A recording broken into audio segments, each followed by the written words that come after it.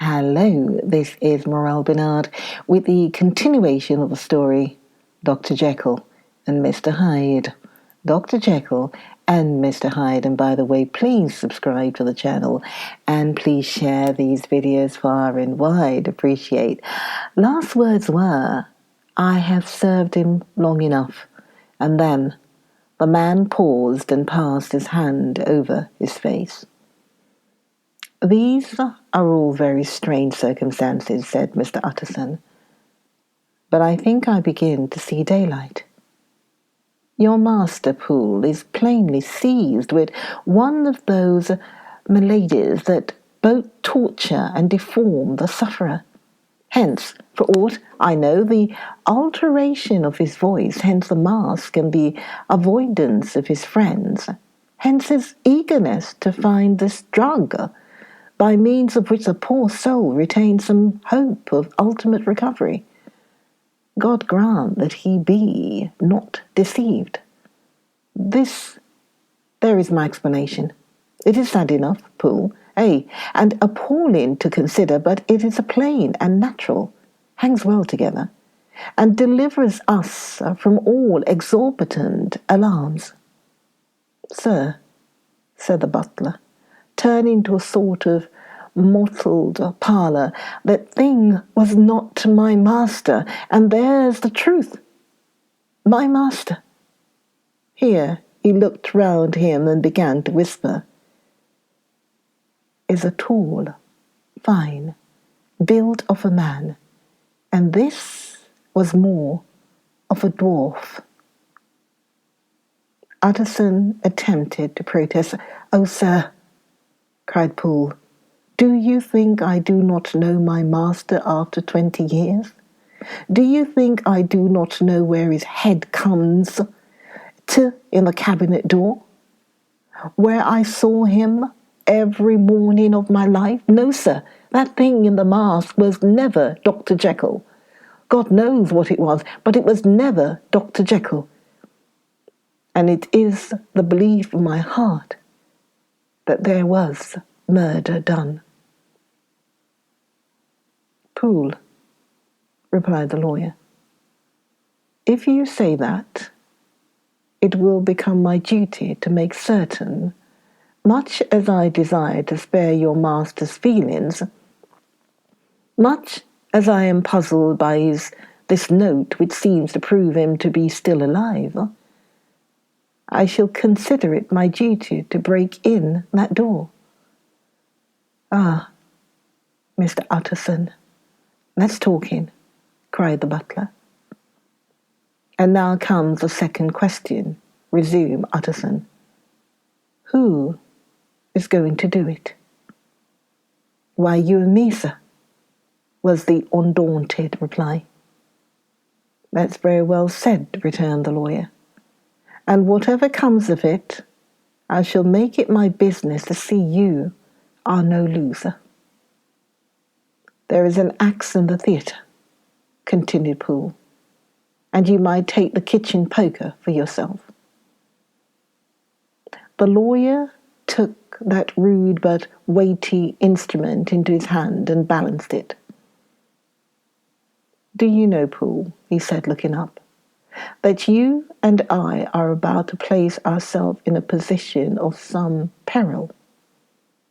You may say so, sir, indeed, returned the butler. It is well, then, that we should be frank, said the other. We both think more than we have said. Let us make a clean breast. This masked figure that you saw, did you recognize it? Well, sir, it went so quick, and the creature was so doubled up that I could hardly swear to that, was the answer. But if you mean, was it Mr. Hyde? Why, yes, I think it was. You see, it was much of the same bigness, and it had the same quick, light way with it. And then, who else could have got in by the laboratory door? You have not forgotten, sir, that at the time of the murder he had still the key with him. But that's not all. I don't know, Mr. Utterson, if you ever met this Mr. Hyde. Yes, said the lawyer. I once spoke with him. Then you must know as well as the rest of us that there was something queer about that gentleman, something that gave a man a turn. I don't know rightly how to say it, sir, beyond this, that you felt in your marrow kind of cold and thin. I own I felt something of what you describe, said Mr. Utterson. Quite so, sir, returned Poole. Well, when that masked thing like a monkey jumped from among the chemicals and whipped into the cabinet, it went down my spine like ice. Oh, I know it's not evidence, Mr. Utterson. I'm book-learned enough for that. But a man has his feelings, and I give you my Bible word, it was Mr. Hyde. Aye, said the lawyer. My fears incline to the same point. Evil, I fear, found it. Evil was sure to come of that connection. I believe you. I believe poor Harry's killed. And I believe his murderer, for what purpose God alone can tell, is still lurking in his victim's room. Well, let our name be Vengeance. Call Bradshaw. The footman came at the summons, very white and nervous. Pull yourself together, Bradshaw, said the lawyer. This suspense, I know, is telling upon all of you, but it is now our intention to make an end of it. Poole here and I are going to force our way into the cabinet. If all is well, my shoulders are broad enough to bear the blame. Meanwhile, lest anything should really be amiss or any malefactor seem to escape by the back, you and the boy must go round and corner with a pair of good sticks and take your post at the laboratory door. We give you 10 minutes to get to your stations. As Bradshaw left, the lawyer looked at his watch. And now, Poole, let us get to ours, he said. And taking the poker under his arm, led the way into the yard. The scud had banked over the moon, and it was now quite dark. The wind, which only broke in puffs and draughts into that deep well of building, tossed the light of the candle to and fro about their steps, until they came to the shelter of the theatre, where they sat down silently to wait. London hummed solemnly all around, but nearer at hand the stillness was only broken by the sounds of a footfall moving to and fro along the cabinet floor. So it will walk all day, sir, whispered Poole. Aye, and the better part of the night. Only when a new sample comes from the chemist there's a bit of a break. Ah, it's an ill conscience that's such an enemy to rest. Aye, sir, there's blood foully shed in every step of it. But hark again, a little closer. Put your heart in your ears, Miss Utterson, and tell me, is that the doctor's foot? The steps felt lightly and oddly, with a certain swing, for all they went so slowly. It was different, indeed, from the heavy, creaking tread of Henry Jekyll. Utterson sighed. Is there never anything else?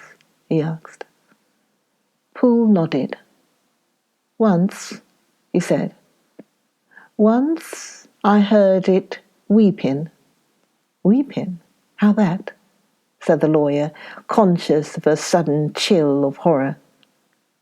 Weeping like a woman or a lost soul, said the butler. I came away with that upon my heart, that I could have wept too. But now the 10 minutes drew to an end. Poole disinterred the axe from under a stack of packing straw. The candle was set upon the nearest table to light them to the attack, and they drew near with bated breath to where the patent foot was still going up and down in the quiet of the night. "Jekyll," cried Utterson with a loud voice, "I demand to see you." He paused a moment, but there came no reply. "I give you fair warning. Our suspicions are aroused, and I must and shall see you," he resumed. "If not by fair means, then by foul. If not of your consent, then by brute force." "Utterson," said the voice, "for God's sake, have mercy." "Ah, that's not Jekyll's voice. It's Hyde's," cried Utterson. "Down with the door, Poole." Poole swung the axe over his shoulder. The blow shook the building, and the red baize door leaped against the lock and hinges. A dismal screech as of mere animal terror ran from the cabinet. Up went the axe again, and again the panels crashed, and the frame bounded. 4 times the blow fell, but the wood was tough, and the fittings were of excellent workmanship. And it was not until the 5th that the lock burst, and the wreck of the door fell inwards on the carpet. The besiegers, appalled by their own riot and the stillness that had succeeded, stood back a little and peered in. There lay the cabinet before their eyes in the quiet lamplight, a good fire glowing and chattering on the hearth, the kettle singing its thin strain, a drawer or 2 open, papers neatly set forth on the business table and nearer the fire, the things laid out for tea. The quietest room, you would have said, and but for the glazed presses full of chemicals, the most commonplace that night in London. Right in the middle, there lay the body of a man, sorely contorted and still twitching. They drew near on tiptoe, turned it on its back, and beheld the face of Edward Hyde. He was dressed in clothes far too large for him, clothes of the doctor's bigness. The chords of his face still moved with a semblance of life, but life was quite gone. And by the crushed file in the hand and the strong smell of kernels that hung upon the air, Utterson knew that he was looking on the body of a self-destroyer. "We have come too late," he said sternly, "whether to save or punish. Hyde is gone to his account, and it only remains for us to find the body of your master." The far greater portion of the building was occupied by the theatre, which filled almost the whole ground story and was lighted from above, and by the cabinet, which formed an upper story at one end and looked upon the court. A corridor joined the theatre to the door on the by-street, and with this the cabinet communicated separately by a second flight of stairs. There were besides a few dark closets and a spacious cellar. All these they now thoroughly examined. Each closet needed but a glance, for all were empty, and all, by the dust that fell upon their doors, had stood long unopened. The cellar, indeed, was filled with crazy lumber, mostly dating from the times of the surgeon who was Jekyll's predecessor. But even as they opened the door, they were advertised of the uselessness of further search by the fall of a perfect mat of cobweb which had for years sealed up the entrance. Nowhere was there any trace of Henry Jekyll, dead or alive. Poole stamped on the flags of the corridor. "He must be buried here," he said, hearkening to the sound. "Or he may have fled," said Utterson, and he turned to examine the door in Bay Street. It was locked, and lying near by on the flags they found the key, already stained with rust. "This does not look like use," observed the lawyer. "Use?" echoed Poole. "Do you not see, sir? It is broken, much as if a man had stamped on it." "Ay," continued Utterson, "and the fractures, too, are rusty." The two men looked at each other with a scare. "This is beyond me, Poole," said the lawyer. "Let us go back to the cabinet." They mounted the stair in silence, and still, with an occasional awestruck glance at the dead body, proceeded more thoroughly to examine the contents of the cabinet. At one table there were traces of chemical work, various measured heaps of some white salt being laid on glass saucers as though for an experiment in which the unhappy man had been prevented. "That is the same drug that I was always bringing him," said Poole, and even as he spoke the kettle was a startling noise boiled over. This brought them to the fireside, where the easy chair was drawn cosily up, and the tea things stood ready to the sitter's elbow, the very sugar in the cup. There were several books on a shelf. One lay beside the tea things open, and Utterson was amazed to find it a copy of a pious work for which Jekyll had several times expressed the great esteem, annotated in his own hand with startling blasphemies. Next, in the course of their review of the chamber, the searchers came to the cheval glass, into whose depths they looked with an involuntary horror. But it was so turned as to show them nothing but the rosy glow playing on the roof, the fire sparkling in 100 repetitions along the glazed front of the presses, and their own pale and fearful countenances stooping to look in. "This glass has seen some strange things, sir," whispered Poole. "And surely none stranger than itself," echoed the lawyer in the same tones. For what did Jekyll? He caught himself up at the word with a start, and then conquering the weakness, "What could Jekyll want with it?" he said. "You may say that," said Poole. Next, they turned to the business table. On the desk, among the neat arrays of papers, a large envelope was uppermost, and bore, in the doctor's hand, the name of Mr. Utterson. The lawyer unsealed it, and several enclosures fell to the floor. The first was a will, drawn in the same eccentric terms as the one which he had returned 6 months before, to serve as a testament in case of death and as a deed of gift in case of disappearance. But in place of the name Edward Hyde, the lawyer, with indescribable amazement, read the name of Gabriel John Utterson. He looked at Poole, and then back at the paper, and last of all at the dead malefactor stretched upon the carpet. "My head goes round," he said.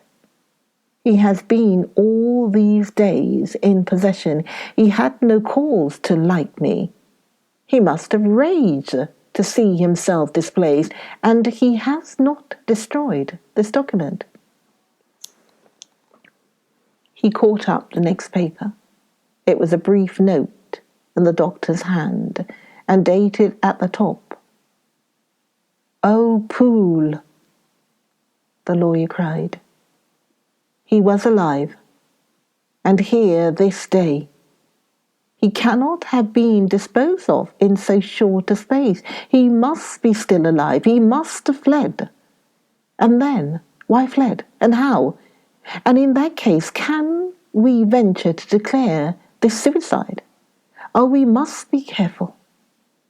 I foresee that we may yet involve your master in some dire catastrophe. Why don't you read it, sir? Asked Poole. Because I fear, replied the lawyer solemnly. God grant I have no cause for it. And with that he brought the paper to his eyes and read as follows. My dear Utterson, when this shall fall into your hands, I shall have disappeared. Under what circumstances, I have not the penetration to foresee. But by instinct, and all the circumstances of my nameless situation tell me that the end is sure and must be early. Go then, and first read the narrative which Leon warned me he was to place in your hands. And if you care to hear more, turn to the confession of your worthy, unworthy, and unhappy friend, Henry Jekyll. There was a third enclosure, asked Utterson. Here, sir, said Poole, and gave into his hands a considerable packet sealed in several places. The lawyer put it in his pocket. I would say nothing of this paper. If your master has fled or is dead, we may at least save his credit. It is now 10. I must go home and read these documents in quiet. But I shall be back before midnight, when we shall send for the police. They went out, locking the door of the theatre behind them, and Utterson once more leaving the servants gathered about the fire in the hall, trudged back to his office to read the 2 narratives in which this mystery was now to be explained. Join me for the next video of Dr. Jekyll and Mr. Hyde. Join me, Morel Bernard, for the next video of Dr. Jekyll and Mr. Hyde. I'll see you then. Morel said.